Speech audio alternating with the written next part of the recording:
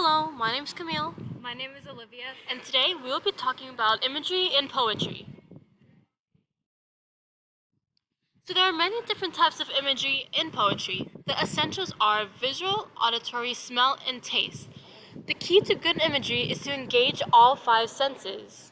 The three main forms of imagery are visual, auditory, and tactile imagery. We're going to start by talking about visual imagery.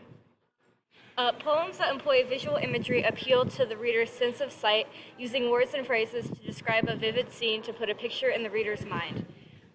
Visual imagery describes colors, shapes, brightness, lights, and features of objects in the scene to develop the mental picture. Figurative language is also used in visual imagery to enhance the images in the reader's mind. Here is an example of a poem that uses visual imagery.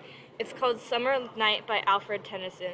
As you can see, it describes fireflies and it describes colors and shapes of flowers in the summer night to enhance the theme of romance.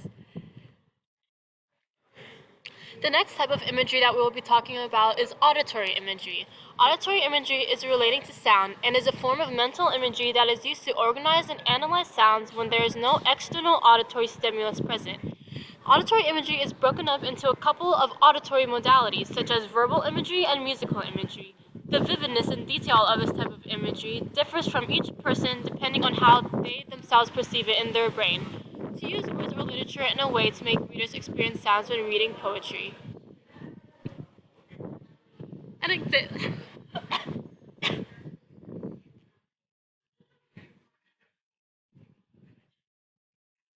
So an example of auditory imagery is in Edgar Allan Poe's poem, The Raven. As you can see, he explains the tapping of the raven on his doorstep, which also relates to the sound that he hears that allows the reader to understand what is going on in the poem.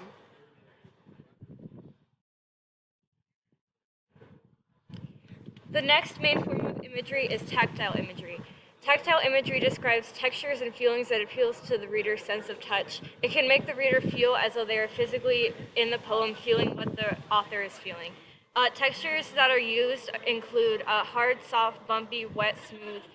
Temperatures can also be used in tactile imagery, such as really hot or very cold. The certain textures that are described can affect the tone. For example, cold and wet textures can affect a sad tone, and soft and warm textures can signal an endearing and loving tone. An example of tactile imagery is in this poem, Embrace by Billy Collins. The part that uses tactile imagery is at the end of the first stanza, where he says, her hands grasping her shirt, her fingernails teasing your neck, and it feels as though you can feel someone touching you.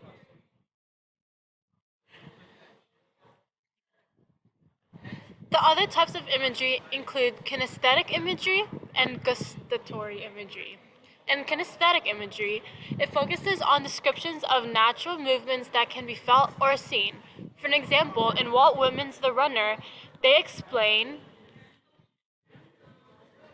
a very detailed description of a runner, which is more of a physical aspect of the poem. Another type of imagery is gustatory imagery, which appeals to the sense of taste and describes tastes and as well as smells. An example of gustatory imagery can be found in Carlos Williams' This Is Just to Say. At the end of the poem, he describes the taste of the plums as delicious, so sweet, and so cold.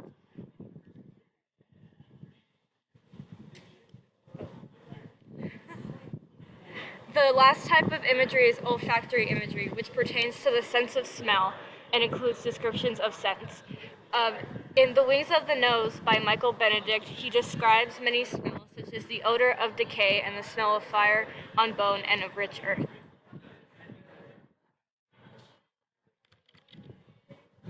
So in Japanese, a haiku means beginning verse. It is short, depending on imagery to trigger responses to the reader. Haiku usually doesn't rhyme and has 17 syllables and 3 lines. It is usually in a pattern of 5-7-5 syllables. However, English haiku are different. It is similar to Japanese haiku in the way that it tries to preserve the intensity of a particular movement. English haiku looks inward to discuss feelings. Haiku in general emerged in the 16th century Japan. For example, there are poems from Basho, Busan, and Issa that use haiku for their poems.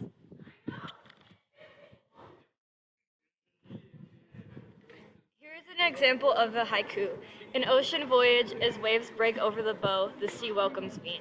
It has 575 syllables and it uses imagery, visual imagery to describe an ocean.